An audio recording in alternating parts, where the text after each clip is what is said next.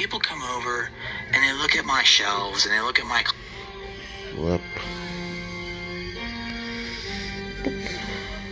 collection, I want them to walk away and say, wow,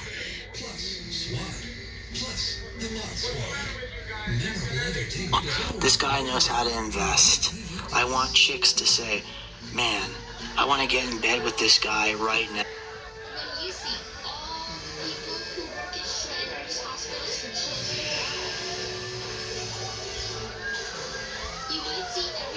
I want to get in bed with this guy right now.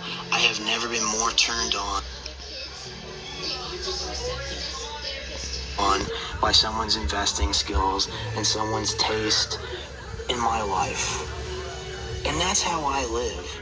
You know, when a chick sees a Vinegar Syndrome release on your shelf, the slipcover, she's instantly going to want you.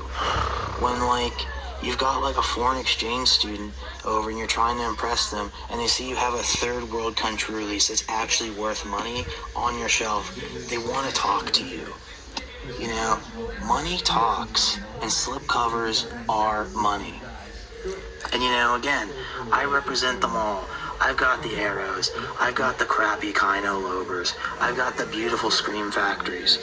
You know, we've got the Terrorvisions, we've got the freaking Severns, we've got the studio crap, we got the Synapse crap. It doesn't matter. It's all here. But you know what's not here? Unearthed Films.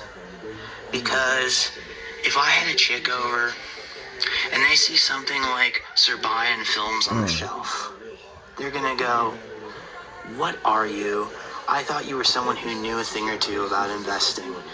Because when people think of torture porn, they don't think of something like Serbian Films, okay? They think of something good. They think of Saw, Saw 2, Saw 3, Saw 4, Saw 5, Saw 6, Saw 7, Jigsaw, Spiral, The Book of Saw, Saw X. That's what they think of. You know, these people aren't clowns. These chicks aren't clowns. Again, you hear torture porn, you think Hostel, Hostel 2, Hostel 3. You don't think about just some movie where it's just a bunch of people in a room being tortured with like no budget, garbage practical effects, and you just basically sitting there falling asleep and you're just checking your watch and going, oh, I thought I was supposed to watch something intense, something hard, something edgy, something cool. You know, these movies like on their site, they don't have anything on something like Touristas. You know, they don't have anything on, you know, the golden age of torture porn movies from the 2000s. And that's just that simple. I can't recommend that stuff. And the biggest crime of all, you know, they were making waves with that Gulliver movie. You know, that Spaceman movie, and everyone's just going, wow, this is going to be one of the top releases of the year. You know, it's $50, but people are projecting, you know, as soon as it goes out of print, because it's limited edition, that's going to be like $200. And then, you know, in 2 to 4 years, people are saying, wow, it's going to be worth like thousands of dollars. Let's fast forward 7 months. 7 months.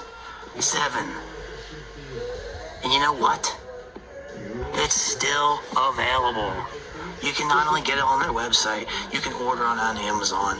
You can order it probably on Orbit DVD. You can order it probably on Grindhouse Video. There isn't a place in existence you can't order it. I'm not falling for the tricks. Me either. You know, and it looked like they had a lot of other ancient slipcovers that are still available. And they still sell new DVDs. Not even just old stock that they can't get rid of. They just still keep making DVDs. Sorry, buddy. That's not a company I want to represent. That's not anything I want to deal with.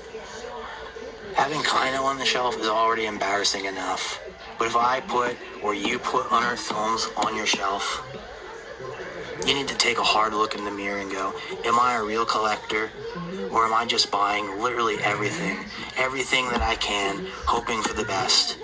Because if you do that strategy, you're going to go in debt. unearthed films is not going to help you. You think they're going to send you a refund check when they feel bad that you spent too much money on the releases that don't end up being worth major cash? No.